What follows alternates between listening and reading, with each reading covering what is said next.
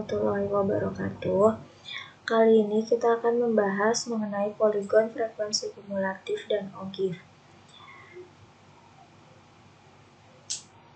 Langkah pertama yang harus kita lakukan sebelum membuat poligon frekuensi kumulatif maupun ogive, itu kita membuat tabel distribusi frekuensi kumulatif. Misalnya di sini Ibu punya tabel seperti ini. Ini tabel berat badan siswa dalam kilogram. Nah, ini datanya, data berkelompok gitu. Jadi kalau untuk poligon frekuensi kumulatif dan ogive ini datanya data berkelompok. Ada intervalnya, datanya. Terus di sini ada frekuensinya juga dengan jumlah frekuensi totalnya 35.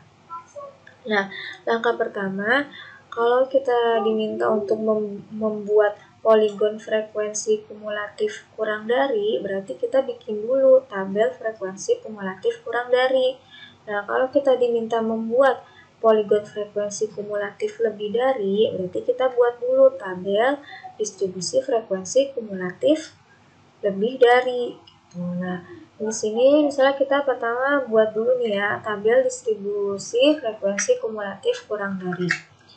Nah, karena dia dibilangnya tabel distribusi frekuensi kumulatif kurang dari, maka di sini kita tulis dulu masing-masing tepi bawah masing-masing kelas. Jadi kan ini kelas yang pertama 40 sampai 44, berarti tepi bawahnya itu 40 dikurang 0,5, berarti 39,5.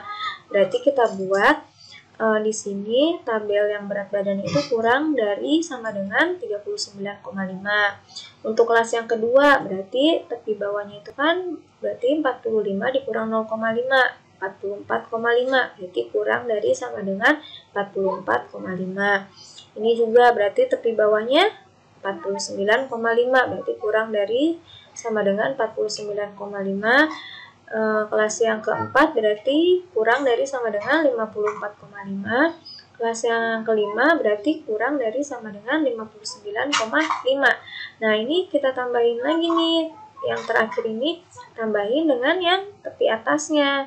64 ditambah 0,5, jadi 64,5 gitu ya. Jadi pokoknya semua tepi-tepinya jadi masuk ke sini. Nah, setelah itu baru kita isi frekuensinya. Nah, kalau di sini cara bacanya gini. Jadi berat badan yang kurang dari 39,5 ada berapa siswa? Di sini kan interval yang pertama itu 40 sampai 44. Berarti kalau berat badan yang kurang dari 39,5 nggak ada kan? Berarti sini kita tulis 0. Nah, yang kedua, yang kurang dari sama dengan 44,5. Berarti kurang dari 44,5 berarti 6. Di sini kan yang kurang dari 44,5 berarti masuknya ke interval 40 sampai 44, berarti frekuensinya ada 6. Terus yang kurang dari sama dengan 49,5, kurang dari 49,5 berarti dia ada memuat kelas yang kedua dan kelas yang pertama, itu kan berarti tinggal 6 ditambah 10, jadi 16 gitu ya.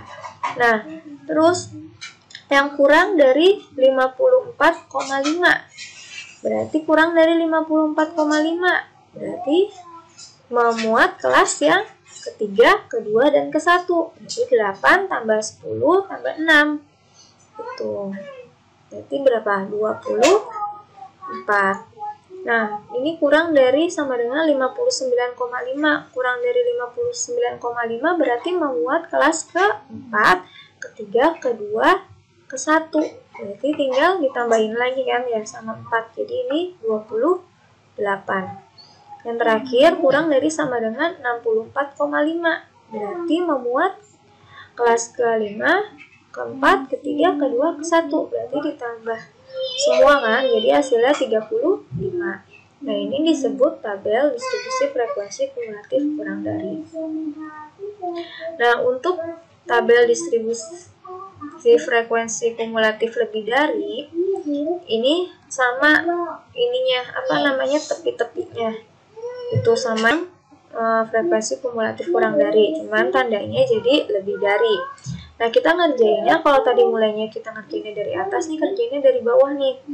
Jadi yang lebih dari 64,5, yang berat badannya lebih dari 64,5, nggak ada kan? Jadi 0. Terus yang lebih dari 59,5, yang lebih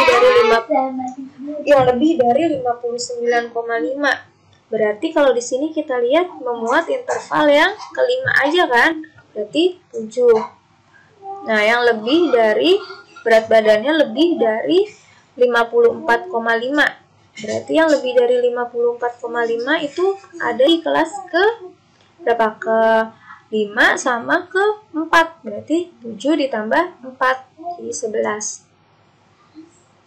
Terus yang lebih dari 49,5 berat badannya. Berarti memuat kelas ke kelas ke berapa nih? Ke 5, ke 4, sama ke 3. Berarti 7 tambah 4 tambah 8.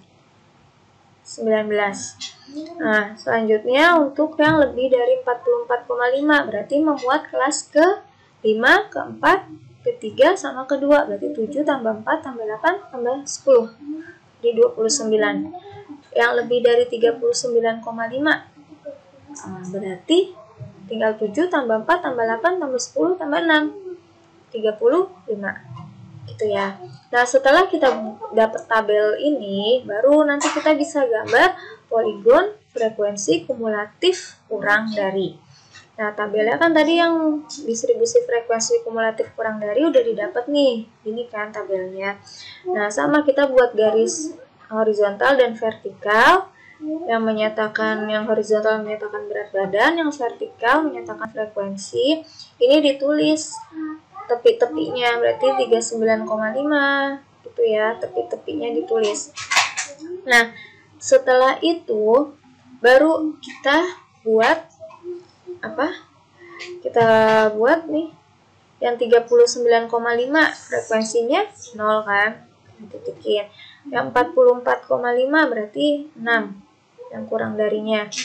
Nah, terus yang kurang dari 49,5 itu 16. Yang kurang dari 54,5 24. Yang kurang dari 59,5 28. Yang kurang dari 64,5 35. Lalu kita hubungkan titik-titiknya itu pakai penggaris gitu. Nah, garis inilah yang disebut dengan poligon frekuensi kumulatif kurang dari. Begitu juga dengan yang poligon frekuensi kumulatif lebih dari. Nah, kita berarti pakai tabelnya, tabel distribusi frekuensi kumulatif lebih dari. Nah, tadi kan kita udah dapat tuh tabelnya. Kita gambar lagi. Sama, ada garis horizontal, vertikal, langkah-langkahnya sama seperti sebelumnya. Terus ini yang lebih dari 39,5, 35. Yang lebih dari 44,5, 29. Yang lebih dari 49,5, 19. Yang lebih dari 54,5, frekuensinya 11. Lalu yang lebih dari 59,5, 7. Yang lebih dari 64,5 itu 0. Kita hubungkan lagi titik-titiknya pakai penggaris.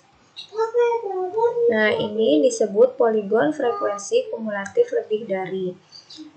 Nah, jika poligon frekuensi kumulatif kurang dari itu, kalau poligon itu dihubungkannya pakai penggaris titik-titiknya itu. Nah, ini ada lagi yang namanya ogive. Kalau ogive menggambarnya itu jadi tidak menggunakan penggaris, jadi nanti gambarnya berupa kurva. Jadi langkahnya itu sama persis kayak yang tadi poligon. Cuman bedanya kalau di sini kita menghubungkan titiknya nggak boleh pakai penggaris gitu. Jadi kita gambar gitu. Jadi gambarnya itu kayak kurva gitu. Nah,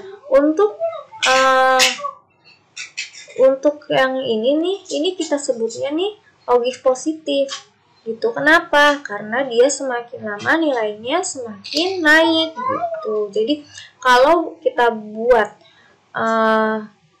diagram dari tabel distribusi frekuensi kumulatif kurang dari, itu nanti menghasilkan ogive positif gitu ya. Karena nanti dia kurvanya semakin lama semakin naik. sebaliknya.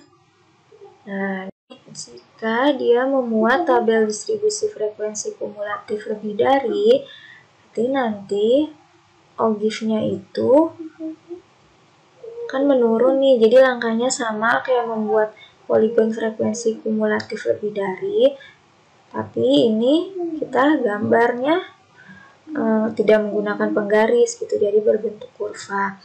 Nah, ini kan makin lama dia kurvanya menurun kan, maka ini disebut OGIF negatif.